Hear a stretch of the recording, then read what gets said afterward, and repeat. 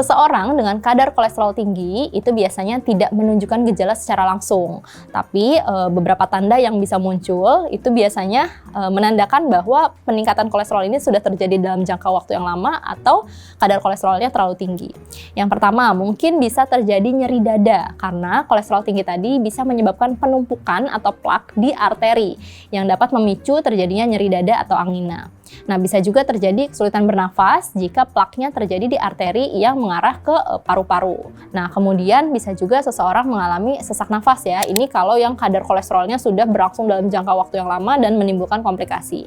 Kalau yang ringan-ringan biasanya ada rasa lelah, kemudian seringkali nyeri kepala atau nyeri tengkuk. Itu bisa menjadi tanda bahwa pembuluh darah ada plak-plak dari aterosklerosis. Nah, dalam kasus beberapa yang lebih sering muncul yang namanya xantoma atau benjolan paling sering di bawah mata ya, seperti benjolan kuning yang isinya lemak-lemak. Nah, itu adalah tanda bahwa terjadi penumpukan lemak atau kolesterol yang cukup tinggi sehingga terdeposit di bawah kulit. Nah, untuk penyakit-penyakit lain yang lebih berat contohnya adalah jantung koroner, itu adalah komplikasi dari kolesterol jangka panjang.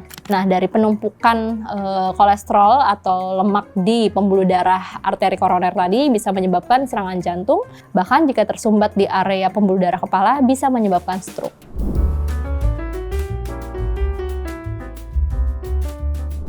Bagi seseorang yang memiliki kadar kolesterol yang tinggi, tentunya penting ya untuk selalu menghindari atau membatasi makanan-makanan yang mengandung kadar tinggi lemak jenuh terutama. Nah, contoh makanan yang mengandung lemak jenuh ini seperti daging merah, nah kemudian produk dari susu tinggi lemak, dan juga makanan-makanan olahan yang mengandung lemak trans. Kemudian lemak jenuh tadi dapat meningkatkan kadar LDL di dalam tubuh. Makanan yang mengandung kolesterol tinggi contohnya adalah kuning telur, kemudian jeroan hewan, contohnya adalah usus, babat ya, itu seringkali mengandung kolesterol tinggi. Dan kandungan makanan pada seafood seperti udang itu terkadang kolesterolnya pun tinggi. Jadi harus hati-hati untuk teman-teman yang memiliki kadar kolesterol tinggi. Nah, minuman manis nih yang tinggi gula seperti soda dan juga minuman berenergi itu bisa meningkatkan berat badan dan berpengaruh pada peningkatan kadar kolesterol di dalam tubuh.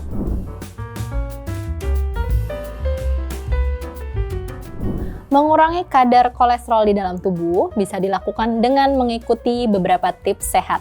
Yang pertama, konsumsi makanan tinggi serat seperti sayur-sayuran, buah-buahan, dan biji-bijian yang dapat membantu menurunkan kadar LDL. Kemudian, makanan yang mengandung lemak sehat seperti ikan, kemudian kacang-kacangan, minyak zaitun, itu juga bagus ya, dianjurkan untuk dikonsumsi. Kemudian olahraga, jangan lupa harus teratur, dapat membantu meningkatkan kadar lemak baik atau kolesterol baik yaitu HDL, dan juga menurunkan LDL tentunya. Nah, untuk olahraga atau aktivitas fisik disarankan dilakukan setidaknya minimal 2-3 kali seminggu dengan intensitas minimal 30 menit setiap kali olahraga dilakukan. Jangan lupa untuk selalu menjaga berat badan ideal karena dapat membantu menurunkan kadar kolesterol secara signifikan. Jangan lupa untuk berhenti merokok ya, karena dengan berhenti merokok bisa meningkatkan kadar HDL di dalam tubuh. Dan teman-teman yang mengkonsumsi alkohol juga harus digunakan secara bijak, jangan terlalu berlebihan, karena hal itu bisa menjaga kesehatan jantung. Jika perubahan gaya hidup tidak cukup, biasanya dokter akan membantu dengan meresepkan obat-obatan. Contoh obat-obatan golongan statin seperti simvastatin atau masih banyak golongan lainnya bisa membantu menurunkan kadar kolesterol di dalam tubuh. Melakukan pemeriksaan kadar kolesterol secara rutin dan berkala juga bisa membantu memantau kondisi kesehatan tubuh dan menyesuaikan pengobatan jika diperlukan. Nah, kolesterol adalah bagian yang penting dari fungsi tubuh.